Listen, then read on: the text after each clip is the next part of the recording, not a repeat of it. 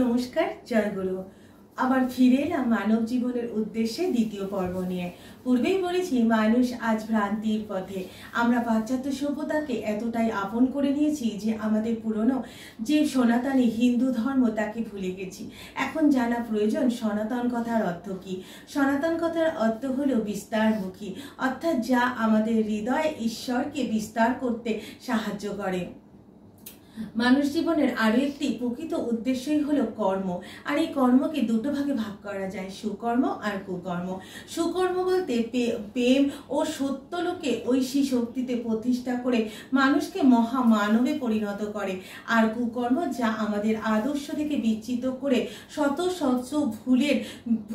শত ভুলে আমাদের জীবনকে আদর্শ বিচ্যুত করে জ্বালা যন্ত্রণায় ভরিয়ে দেয়। তাই গীতায় শ্রীকৃষ্ণ বলেছেন আমাদের জীবনের প্রধান উদ্দেশ্যই হলো মোক্ষ বা মুক্তির লাভ। এই মোক্ষ বা মুক্তির লাভ প্রসঙ্গে শ্রী ঠাকুর রামকৃষ্ণদেব একটা গল্পের কথা বলেছেন। সেই গল্পটা উল্লেখ করছি।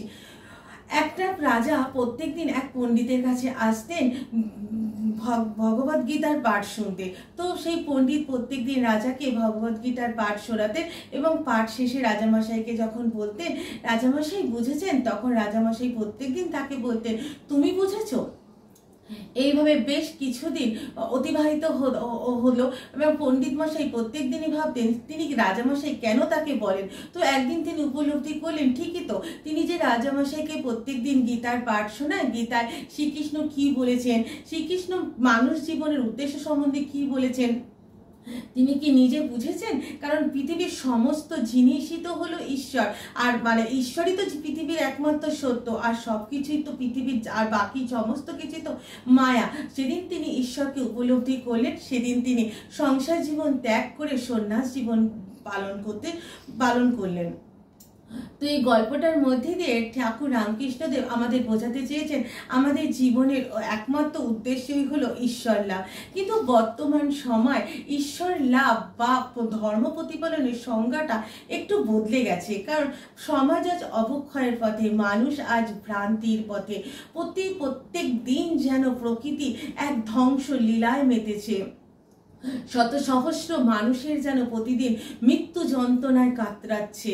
ঠিক এরকমই একটা সময় আমাদের পথপ্রদর্শক হিসাবে পৃথিবীর মাটিতে জন্মগ্রহণ করলেন শ্রী শ্রী ঠাকুর অনুকূলচন্দ্র, যিনি দৃঢ় কণ্ঠে ঘোষণা করলেন মরোনা মেরোনা পারত মৃত্যুকে অবলুব্ধ করো। ঠাকুর অনুকূলচন্দ্র মানুষের জীবনের উদ্দেশ্যকে একটু নতুনভাবে ব্যাখ্যা করলেন। ঠাকুর মানুষের জীবনের উদ্দেশ্যকে একমাত্র মোক্ষ বা মুক্তি লাভকে বোঝালেন না। তিনি বললেন যে জীবাত্মার সাথে পরমাত্মার মিলনই জীবের একমাত্র উদ্দেশ্য নয়। আমাদের চরিত্রে যে অপগুণ, আমাদের চরিত্রে যে অহংকার, তাকে পরিত্যাগ করে মানবতার জাগরণ করাই হলো মানুষ জীবনের প্রধান উদ্দেশ্য। ঊনবিংশ শতকে ধর্মীয় পটভূমি পরিবর্তনের এক বিশেষ উল্লেখযোগ্য চরিত্রই হলেন শ্রী শ্রী ঠাকুর অনুকূলচন্দ্র, যিনি পৃথিবীর বুকে জন্মগ্রহণ করেছেন সমগ্র মানব জাতিকে নতুন করে। শুধু ধর্মের দিশাই তিনি দেখাননি, তিনি আমাদের জীবনের প্রতিটি ক্ষেত্রে তিনি তার গ্রন্থ রচনা করেছেন। আমাদের বিবাহ, আমাদের সন্তান সন্ততি, আমাদের পারিবারিক জীবন, নারীর চরিত্র, চলন বলন, সমস্ত কিছুতে তিনি বিশেষ এক গুরুত্বপূর্ণ ভূমিকা গ্রহণ করেছেন।